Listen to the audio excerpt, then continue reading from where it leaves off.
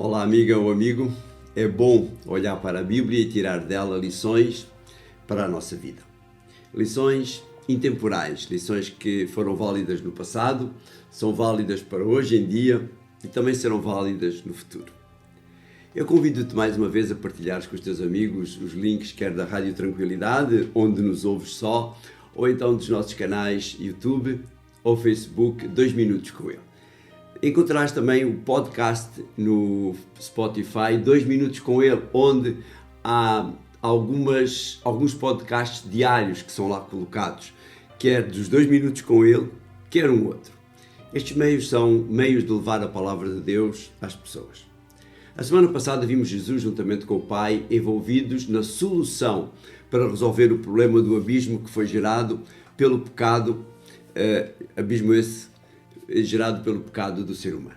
Esta semana iremos ver como tanto o Pai, quanto o Filho, como o próprio Espírito Santo estão interessados na salvação do homem e estão os três envolvidos na mesma. E para isso, Jesus é, por assim dizer, a âncora da alma. E o texto base da nossa lição fala-nos exatamente desta âncora da alma, desta analogia que aqui temos. Em Hebreus, no capítulo 6 e nos versículos 19 e 20, nós lemos assim: essa esperança está dentro de nós como uma âncora da vida, uma âncora segura e firme, que através do véu do templo penetra no santuário de Deus. Jesus já entrou antes de nós e em nosso favor. Deus o fez sumo sacerdote para sempre, à maneira de Melquisedeque, ou segundo a ordem de Melquisedeque. Terminámos a lição da semana passada com a certeza da intercessão de Jesus no santuário celestial, a favor do ser humano, a favor de mim, a favor de ti. A lição desta semana fala-nos da preocupação do céu, de todo o céu, em relação ao perigo que enfrentamos de perder a nossa fé e de nos afastarmos de Deus, devido às lutas e às tentações do nosso dia-a-dia. Neste capítulo 6, Paulo mostra-nos que os seus leitores não estavam sós nessa luta, uma vez que tem à sua disposição não só meios físicos, como seja a palavra de Deus e aquilo que ele escreve, mas também o próprio Jesus para nos ajudar. Eles devem olhar para o modo como tiveram conhecimento desse plano, por assim dizer. Diz ele no capítulo 6 e no versículo 4 e 5, diz no versículo 4, ora é impossível que aqueles que uma vez receberam a luz de Deus, participaram do Espírito Santo, experimentaram o gosto da palavra de Deus e sentiram as maravilhas do mundo do futuro. Paulo como que questiona os seus leitores, dizendo-lhes que é quase impossível que quem já experimentou a alegria da salvação, já usufruiu das bênçãos de Deus, se afaste dele. Ele diz que isso não é impossível, pois os israelitas, tirados do Egito, beneficiaram da graça de Deus, da ajuda de Deus, como ninguém, e mesmo assim eles apostataram. Quando isso acontece, diz Paulo, é como se voltassem a crucificar Jesus outra vez. Vê o que diz o verso 6 do capítulo 6. Sim, é impossível que esses que abandonaram a fé sejam novamente trazidos ao arrependimento. É que eles crucificaram de novo o Filho de Deus com as suas próprias mãos e expõem-no publicamente à injúria. Para que isso não aconteça, para que essa possibilidade se torne uma impossibilidade, é preciso haver uma entrega completa a Deus. Deixarmos de fazer a nossa vontade, deixar o nosso próprio eu, deixar o eu acho, eu quero, eu penso, para fazer unicamente a vontade de Deus. Paulo realça isso em diversos textos das suas cartas. De certeza que Paulo seguiu o conselho do próprio Jesus, conforme vem em Mateus no capítulo 16 e no verso 24. Em seguida, disse aos discípulos: se alguém quiser acompanhar-me, esqueça-se de si próprio, carregue a sua cruz e venha comigo. É por isso que Paulo, escrevendo aos Gálatas, afirma o que afirma no versículo 20 do capítulo 2. Por isso, já não sou eu que vivo, é Cristo que vive em mim. E a minha vida presente vivo-a por meio da fé no Filho de Deus, que me amou e deu a sua vida por mim. Ele já não vivia ele, mas Cristo ajudava-o a viver outra vida. Mais à frente, no capítulo 6 e no verso 14, ele reforça ainda a razão de ser desta sua certeza, quando ele diz: quanto a mim, não quero gabar-me, a não ser na cruz de nosso Senhor Jesus Cristo. Com efeito, pela cruz de Cristo, o mundo está morto para mim e eu para o mundo. Para Paulo não há nenhum outro meio de salvação a não ser através de Jesus. O propósito da vida cristã é a morte do eu, da minha vontade, para podermos receber a nova vida que Deus nos quer dar. Esta morte não é fácil, é uma batalha contínua, em que muitas vezes a nossa vontade acaba por se sobrepor à vontade de Deus. E quando isso acontece, podemos ser levados a cortar o nosso relacionamento com Deus. Pois Ele é como que uma ameaça ao nosso novo estilo de vida. Paulo usa uma expressão muito forte para descrever essa situação, esse corte, vamos lhe chamar assim. Vê o que ele diz no capítulo 10 e no verso 29 agora. Pensem bem, quanto maior não deve ser o castigo que merecem aqueles que desprezam o Filho de Deus. A minha tradução não utiliza uma expressão tão forte quanto aquela que a tradução João Ferreira de Almeida utilizam para este desprezam o Filho de Deus. Vê o que diz a tradução João Ferreira de Almeida. De quanto maior castigo cuidais vós, será julgado merecedor aquele que pisar o Filho de Deus. Aquele que pisar o Filho de Deus, ou aqueles que desprezam o Filho de Deus, significa sempre uma completa rejeição do domínio de Jesus nas suas vidas. Quase que significaria tratar Jesus como um inimigo, porque não queremos ouvir aquilo que Ele tem para nos dizer, a advertência que Ele tem para nos trazer. Rejeitar completamente o sacrifício de Jesus é rejeitar completamente o plano da salvação. Muitas vezes é necessário olhar para as implicações negativas das nossas escolhas para as evitarmos. Mas, como diz Paulo, eles ainda não tinham chegado a esse ponto. Mas eu e tu, que estás a ver este vídeo ou ouvir este áudio, ainda não chegámos a este ponto. Paulo diz que a vida deles, especialmente os seus atos, demonstram exatamente o contrário, que eles continuavam a servir o Senhor. Vê aquilo que dizem os versos 9 e 10 do capítulo 6 de Hebreus.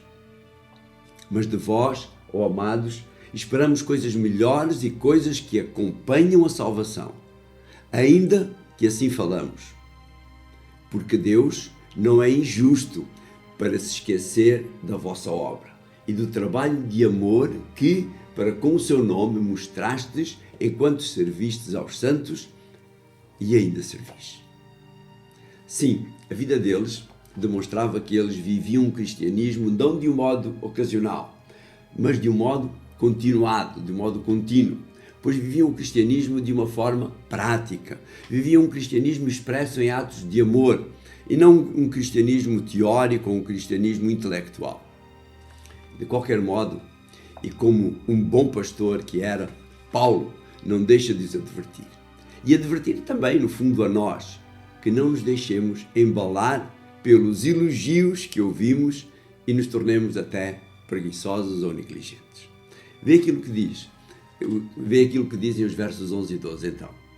Paulo diz assim: mas desejamos que cada um de vós mostre o mesmo cuidado até ao fim, para a completa certeza da esperança, para que vos não façais negligentes, mas sejais imitadores dos que, pela fé e paciência, herdam as promessas.